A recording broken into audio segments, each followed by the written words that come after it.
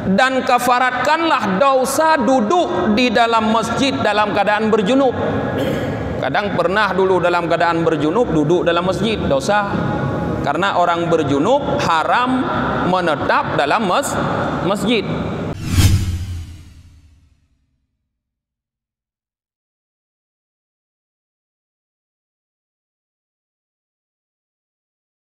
Assalamualaikum warahmatullahi wabarakatuh. Alhamdulillahi rabbil alamin. Wabihi nasta'inu ala umurid dunya waddin. Asyhadu an la ilaha illallah wahdahu la syarikalah. Wa asyhadu anna Muhammadan abduhu wa rasuluhu la nabiyya ba'dah. Allahumma salli wa sallim wa barik ala sayyidina Muhammad wa ala alihi wa sahbihi ajma'in, amma ba'd. Allahumma allimna ma jahilna wa dhakkirna ma nasina wa fahimna ma lam nafham.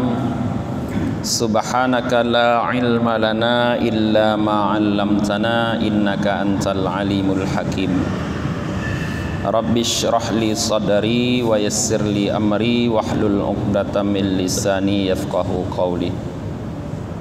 Jamaah maghrib rahimani wa rahimakumullah. Kembali kita lanjutkan kajian kita tentang bagaimana kita membersihkan diri daripada dosa. Sekarang kita akan kaji dosa yang kedua, karena dosa kemarin kita bagi tiga bahagian. Dosa yang pertama adalah dosa kita dengan Allah dalam hal meninggalkan perintah Allah. Sekarang dosa yang kedua adalah dosa kita dengan Allah dalam hal mengerjakan larangan Allah. Imam Al-Ghazali mengatakan, wasani dzunubum bainaka wa bainallahi subhanahu wa ta'ala kasyurbil khamri wa darbil mazamir wa aklir riba wa nahwi dzalik.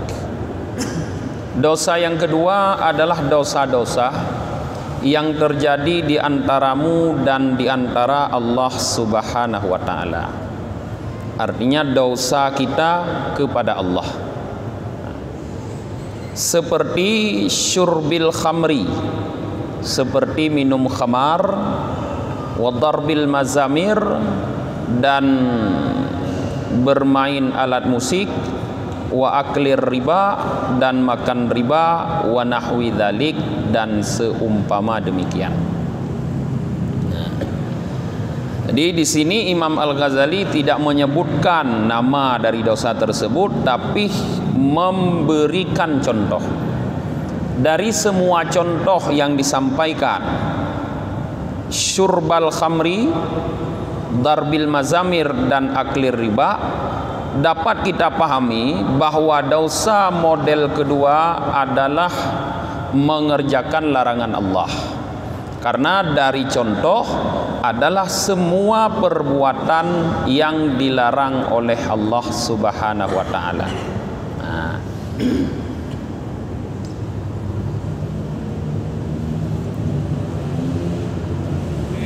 Jadi bagaimana kita membersihkan diri daripada dosa-dosa tersebut? Beliau menjelaskan fatandamu ala dzalika. Tahapan pertama yaitu kita harus menyesali perbuatan tersebut. Menyesali perbuatan yang kita lakukan, yang perbuatan tersebut adalah menyelisihi apa yang telah Allah larang. Ini yang pertama. Kemudian tahapan kedua, watuwattinu qalbaka ala tarkil audi ila mithliha abadan.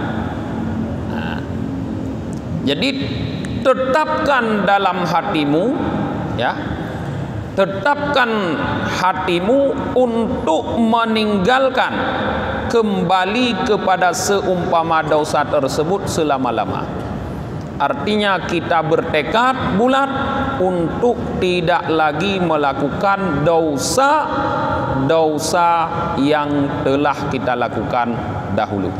Nah, di saat kita bertaubat, di saat kita membersihkan diri daripada perbuatan dosa yang yaitu mengerjakan larangan Allah, maka di saat itu hati kita harus berjanji, hati kita harus punya satu tekad yang kuat untuk tidak kembali lagi mengulangi dosa tersebut kapanpun, untuk tidak kembali lagi melakukan dosa tersebut kapanpun. Yang penting benar dalam hati kitanya. Nah, para jemaah,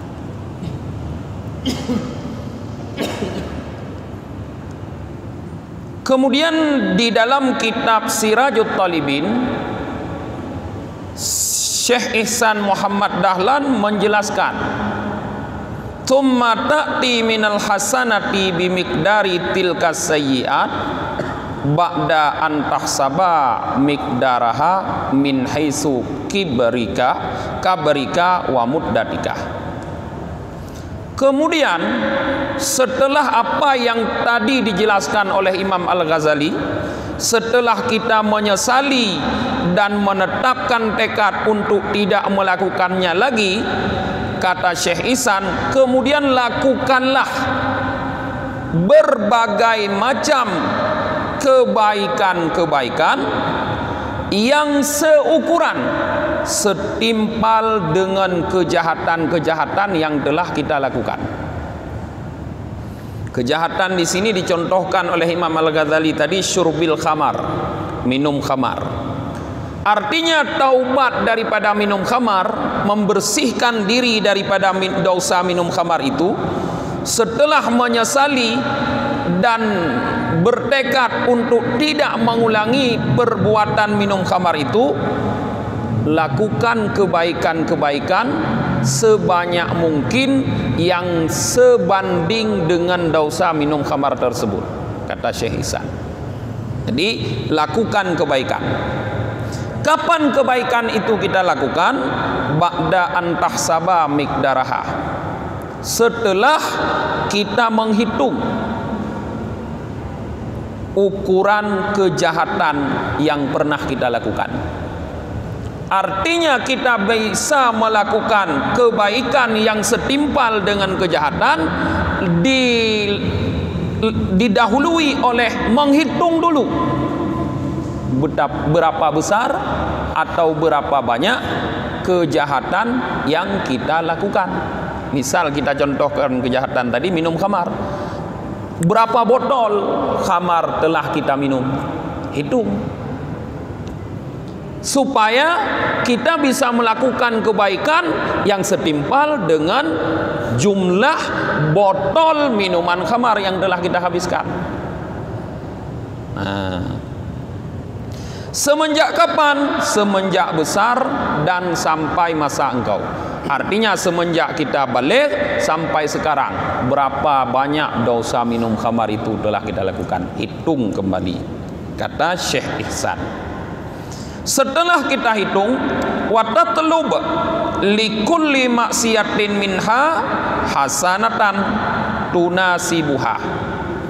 Kemudian berusahalah engkau melakukan untuk setiap satu maksiat daripada berbagai macam kejahatan tersebut satu kebaikan yang setimpal dengan kejahatan tersebut, yang sesuai dengan kejahatan tersebut. Nah, jadi setelah kita hitung, kita sudah tahu kejahatan-kejahatan yang kita lakukan, kemudian berusahalah melakukan satu perbuatan baik yang setimpal dengan satu perbuatan jahat yang pernah kita lakukan. Nah, kenapa ini harus kita lakukan? Syekh Ihsan mengatakan, akhdam min qaulihi sallallahu alaihi wasallam. Dipahami ini dari sabda Nabi sallallahu alaihi wasallam.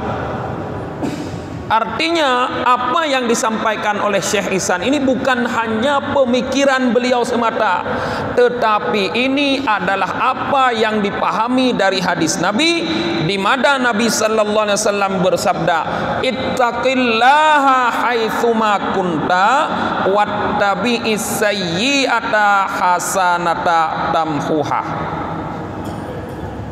wa khaliqin nas bi khuluqin hasanin." Rawahu Tirmidzi wa sahahahu. Nabi mengatakan, ittaqillah, takutlah kamu kepada Allah haitsuma kunta, dimanapun kamu berada. Wattabi'is sayyi'atal hasanata, dan ikutkanlah perbuatan jahat dengan perbuatan baik. Tamhuha, kata Rasulullah, niscaya perbuatan baik itu akan menghapus perbuatan jahat. Wa khaliqin nas bi khuluqin hasanin, dan bergaullah dengan manusia dengan akhlak yang baik. Nah, jadi dari kata-kata Rasulullah, di mana Rasulullah memerintahkan untuk mengikutkan satu perbuatan jahat dengan perbuatan baik. Artinya setiap kita melakukan perbuatan jahat, kemudian lakukanlah perbuatan baik setelahnya, agar perbuatan baik yang kita lakukan setelahnya menghapus perbuatan jahat yang kita lakukan sebelumnya. Maka Syekh Ihsan menambahkan, tidak cukup hanya dengan menyesali dan dengan bertekad untuk tidak melakukanlah lagi, tetapi harus diikuti dengan perbuatan-perbuatan baik agar perbuatan jahat kita masa lalu terhapus. Nah, jadi bagaimana perbuatan baik yang sama besarnya, yang sebanding dengan perbuatan jahat, supaya sanggup menghapus. Nah, bal min qaulihi ta'ala, bukan cuma dipahami dari hadis, dari perkataan Rasulullah, bahkan juga dipahami dari firman Allah Ta'ala. Apa kata Allah? Innal hasanati yudhibanna sayyiat, kata Allah, sesungguhnya kebaikan-kebaikan dapat menghilangkan kejahatan-kejahatan. Jadi Allah menggambarkan bahwa perbuatan-perbuatan baik yang kita lakukan dapat menghilangkan, dapat menghapus, melenyapkan perbuatan-perbuatan jahat. Jadi bisa kita pahami juga, setiap ada perbuatan jahat kita lakukan pula perbuatan baik untuk menghapus perbuatan jahat. Nah, jadi berdasarkan dua dalil ini dari firman Allah dan sabda Nabi, untuk membersihkan diri daripada dosa, yaitu mengerjakan larangan Allah, maka setelah kita menyesal dan bertekad untuk tidak melakukan perbuatan tersebut, lakukanlah kebaikan yang setimpal dengan perbuatan jahat yang pernah kita lakukan. Fatakfir syurbal khamri bitasadduki bi syarabin halalin wa huwa atibu minhu. Maka Syekh Ihsan menjelaskan, maka kafaratkanlah, kata beliau, dosa minum khamar dengan bersedekah dengan minuman yang halal, yang minuman halal tersebut lebih baik daripada khamar. Jadi kalau dulu dosa minum khamar, bagaimana kita kafaratkan dosa tersebut? Kita hapus setelah ada penyesalan dan keinginan untuk tidak mengulangi dosa lagi. Caranya yaitu bersedekah minuman yang lebih baik daripada khamar. Minuman apa yang lebih baik daripada khamar? Lebih baik maksudnya lebih mahal harganya, lebih bermanfaat. Minuman apa? Di dalam kitab ini dicontohkan minuman itu kata sadduki bisyurbis sukri, mathalan, seperti bersedekah dengan minuman manis, contohnya. Minuman gula, minuman manis. Teturah danyo jino mungkin nyorojih kering minum khamar, jino mutedekah dengan madu. Kering sedekah madu. Saboh kaca khamar jamun sedekah saboh kaca madu jino. Saboh kaca khamar jamun sedekah saboh kaca madu. Supaya mengimbangi, dapat menghapus dosa minum khamar yang lalu. Taj'alhu fi kizan wa taskin nas fil majami. Kamu letakkan minuman manis tadi fi kizan, ya, di dalam satu tempat, kemudian berilah minum manusia fil majami, di tempat-tempat berkumpul. Artinya cari di mana orang sering berkumpul, bawa minuman manis tersebut, lalu bersedekah untuk mereka, untuk menghapus dosa yang lalu. Au taqifu bihi fi mumarrin nas fi auqati syiddatil hurri wal atsyi. Atau bisa juga kamu berdiri dengan minuman tersebut di tempat berlalu lalang manusia. Kalau kita tidak mencari di mana orang ramai, berdirilah di mana orang sering berlalu lalang. Dadang bawa simpang dah kayaknya ni kan. Bawa simpang, sebit-tubit damang urang dadang ni. Kapan fi auqati syiddatil hurri wal atsy, pada waktu-waktu di mana orang sangat haus dan sangat panas. Ricot uro. Pas siang, di waktu siang, berdirilah kita dengan minuman tersebut di tempat orang banyak berlalu lalang. Posisikan diri sebagai penjual cendol je. Ya, lagi awak mengkat cendol kat depan dong. Mengon awak cendol, pak ku dong yang nak le urang. Ilung kang ku makan, ku terkah. Cari aja posisi yang tepat. Nah, ini cara mengkafaratkan kalau dosa dulu minum khamar. Khamar itu sebenarnya kalau menurut Rasulullah adalah merupakan istilah untuk semua yang memabukkan. Karena kata Rasulullah, kullu muskirin khamrun. Semua yang memabukkan adalah khamar. Jadi apapun yang memabukkan. Mungkin kalau jenisnya sekarang sudah ratusan. Kalau menurut orang Badan Narkotika BNN sudah ratusan yang memabukkan. Yang kita tahu mungkin sabu-sabu, ganja, ekstasi, apa namanya lagi, pil koplo, apa tembakau gorila, banyak. Jadi kalau pernah mengkonsumsi benda yang memabukkan tersebut, maka kafaratkan dengan bersedekah benda yang sesuai, yang seimbang, yang mampu menghapus dosa mengkonsumsi barang tersebut. Munyo berekon danyo pip sabe, sabu-sabu. Puatra harus dalam sedekah yang lebih baik dari sabu-sabu. Sabu-sabu kan bukan minuman. Puatra dengan sedekah. Dalam sedekah saka apa? Mahai dak sabu-sabu sedekah. Han seimbang. Bisa seimbang tapi dalam jumlah yang berbeda. Mungkin munyo si on sabe pada sedekah si ton sedekah. Baru seimbang. Nah, pokoknya seperti itu. Wa takfir sima'al malahi bisima'il Qur'an, dan kafaratkanlah dosa mendengar alat-alat yang melalaikan dengan mendengar Quran. Mungkin dulu waktu muda kita sering mendengar alat-alat yang melalaikan, suka dengar musik. Munyohana tak dengar musik si uro danyo hanpah. Ya, teh muda ada jamun. Munyohana tak dengar musik hana meme akid hana god danyo. Bahkan danyo si awak main musik jamun. Nah, itu dilarang oleh Allah. Kiban cara kafarat menyodjol sanyan kada bubut. Caranya adalah bisima'il Quran, dengan mendengar Quran. Berarti hadirilah halakah-halakah pembacaan Quran, dengarkan bacaan mereka. Karena telinga kita dulu sering mendengar musik, sekarang ganti dengan lebih banyak mendengar Quran. Wa bi majalisidz dzikri wal ilmi, dan sering duduk di majelis-majelis zikir dan majelis-majelis ilmu seperti ini. Cari majelis zikir, cari majelis ilmu, duduk, dengarkan zikir, dengarkan ilmu, bisa menjadi kafarat dulu sering mendengar musik. Nah,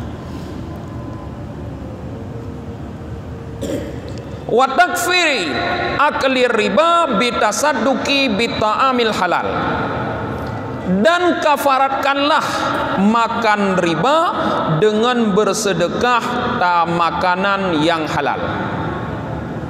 Kalau dosa dulu makan riba, ini pun dosa yang hampir tidak ada orang yang tidak melakukan. Umumnya orang melakukan dosa riba.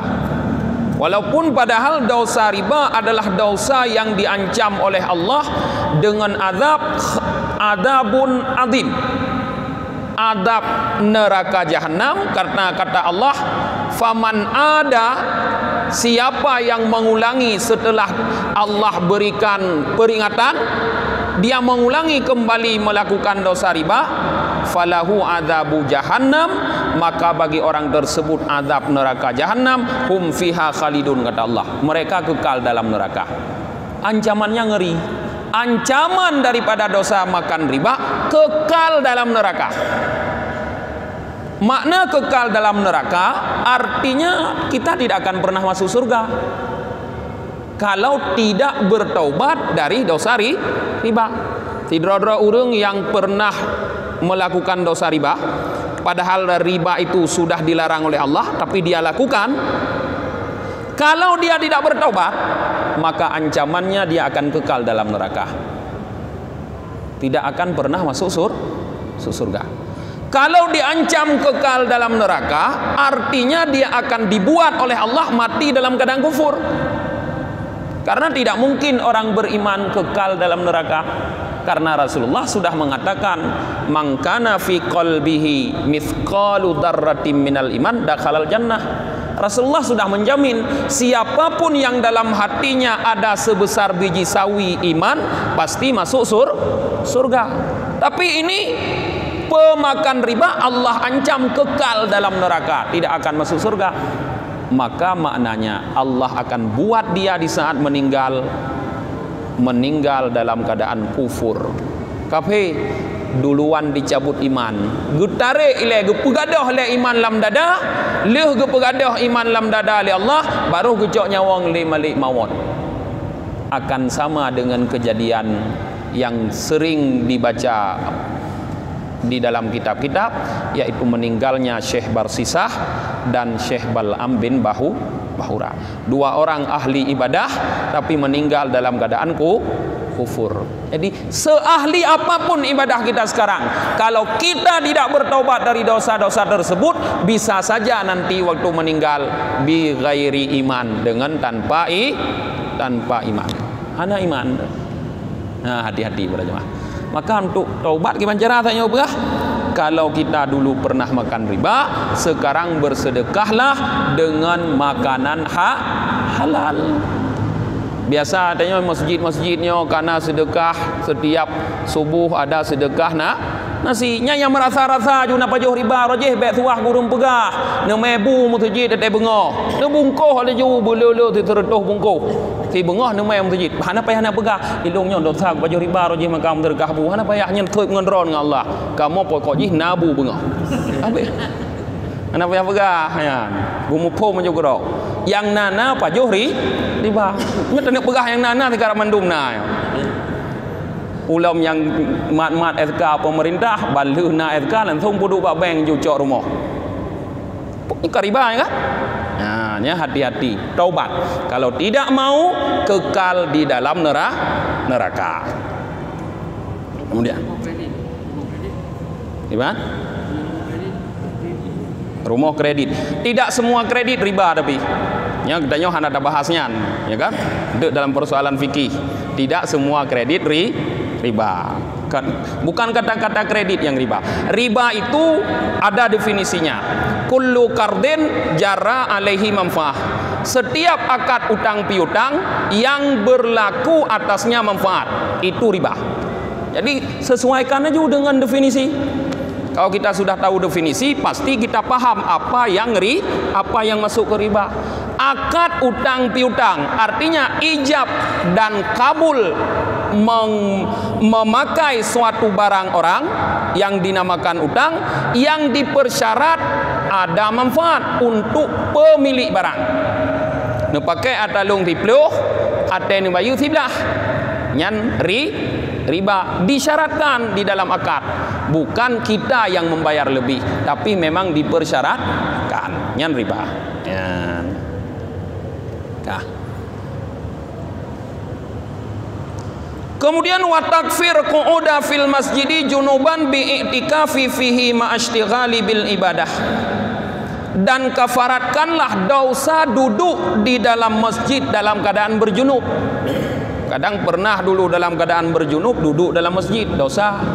Karena orang berjunub haram menetap dalam masjid. Cuma melintas bisa. Duduk haram. Kalau pernah duduk dalam masjid dalam keadaan berjunub, bayar kafarat sekarang.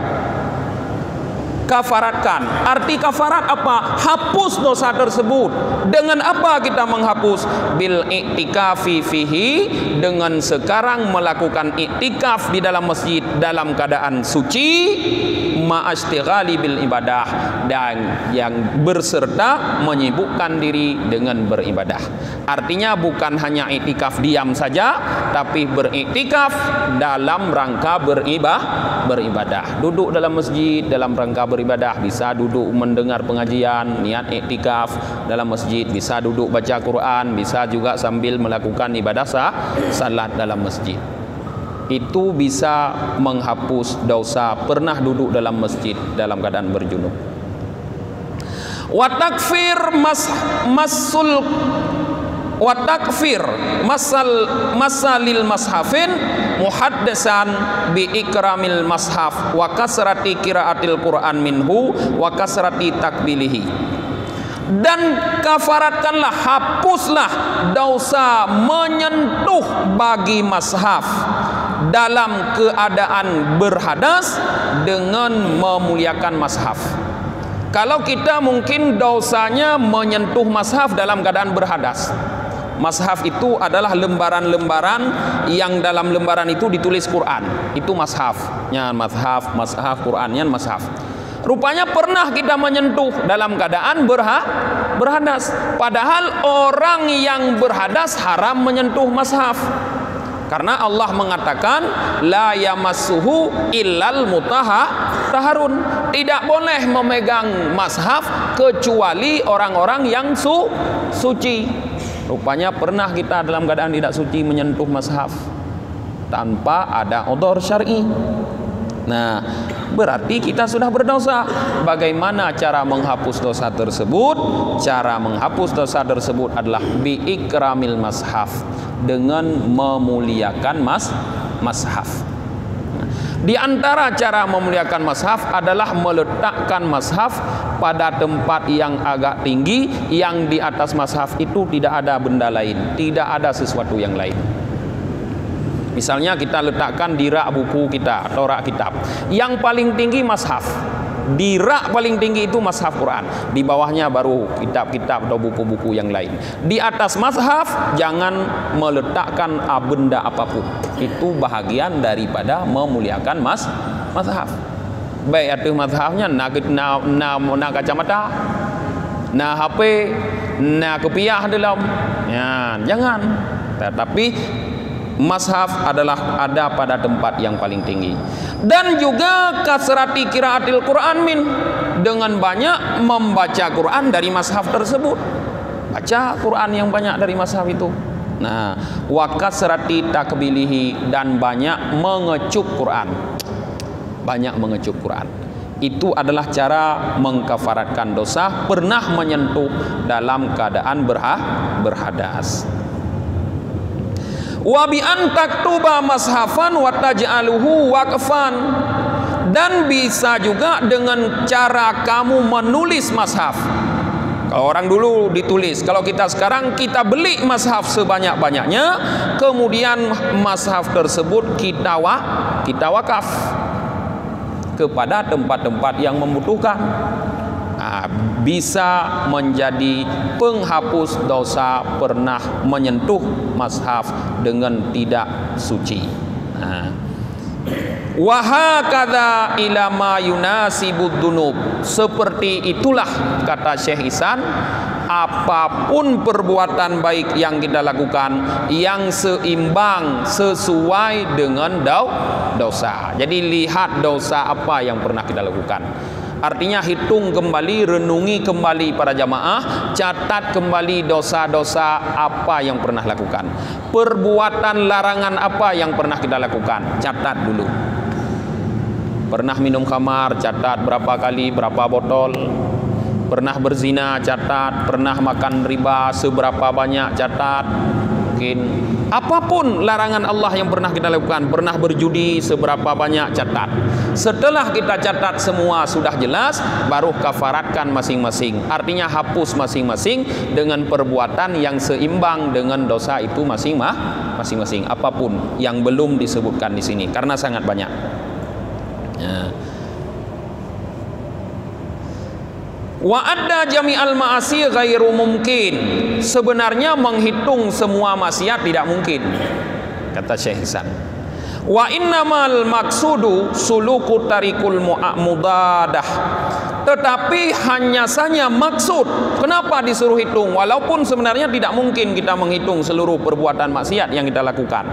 Karena banyak maksiat yang kita lakukan yang kita sendiri tidak tahu kadang itu adalah maksiat. Tapi kenapa disuruh hitung? Disuruh hitung maksudnya hanya kita melewati, kita berjalan, kita menempuh jalan yang di jalan itu kita bisa melakukan perbuatan yang berbeda dengan kejahatan lalu. Artinya kalau dulu kita melakukan perbuatan jahat, sekarang kita bisa melakukan perbuatan baik.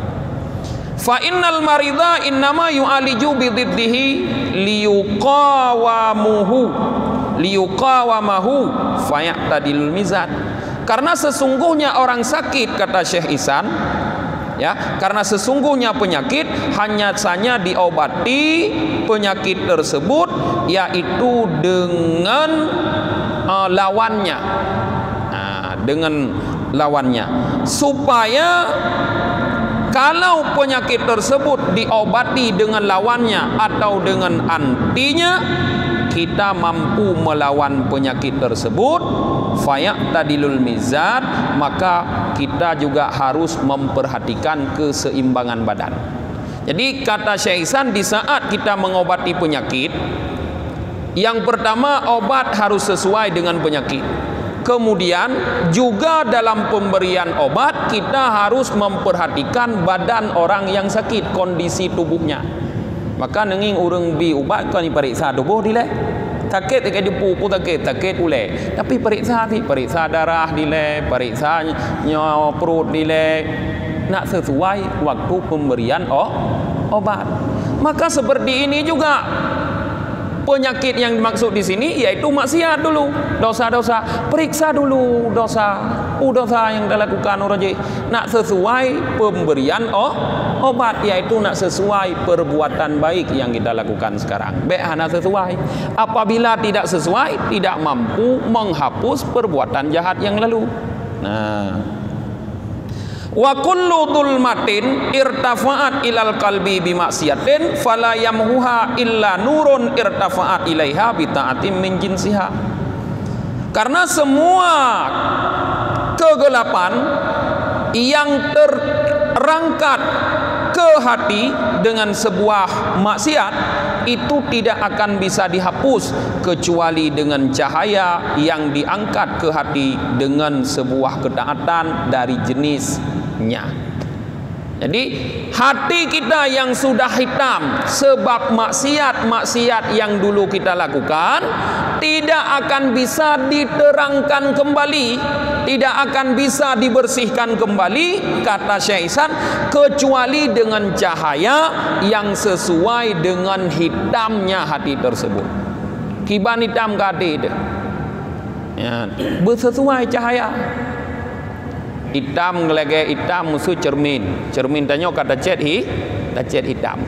Kiban cara nak penguh lom taluh ngan cahaya yang sesuai. Bet taluh ngan tenten bakehnya nyahan tembus. Tapi cahaya yang sesuai artinya ngan lampu mungkin menurut berat hitam, menurut nyan raya lampu.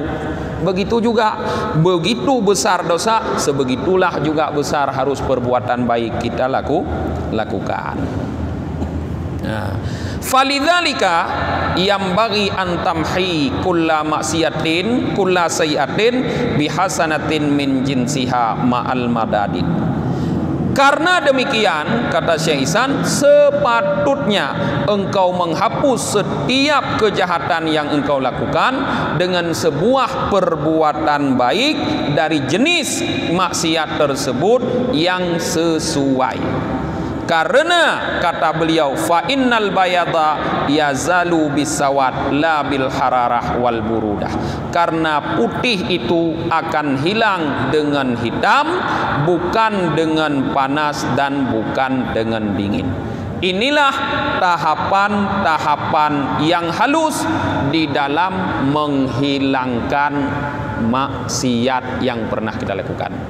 Kalau kita ingin semua maksiat benar-benar hilang, maka inilah tahapannya. Pilih perbuatan-perbuatan baik yang sesuai dengan maksiat. Walaupun sebenarnya satu perbuatan baik saja, satu jenis saja perbuatan baik yang kita lakukan bisa menghilangkan maksiat, tetapi yang lebih diharapkan dan lebih diyakini adalah banyak perbuatan baik sesama dengan banyaknya maksiat. Musuh baik terperah lain ni loh nak pupuk lain nunggu tumayang tagayut gadah maksiat dumu bena maksiat pupuk jamut bisa gadah. Tapi lebih yakin kita, lebih besar pengharapan kita kalau perbuatan baik itu juga banyak jenisnya, seperti banyak jenis maksiat baik semayang tagai. Ya, harus banyak jenis sebagaimana maksiat juga banyak dulu. Ya. Jadi itulah tahapan-tahapan para jamaah membersihkan diri dari dosa kita kepada Allah, yaitu melakukan larangan. InsyaAllah malam minggu depan kita akan masuk kepada dosa yang ketiga, yaitu dosa kita dengan hamba yang jumlahnya pun sangat banyak, dosa sesama kita. Nah,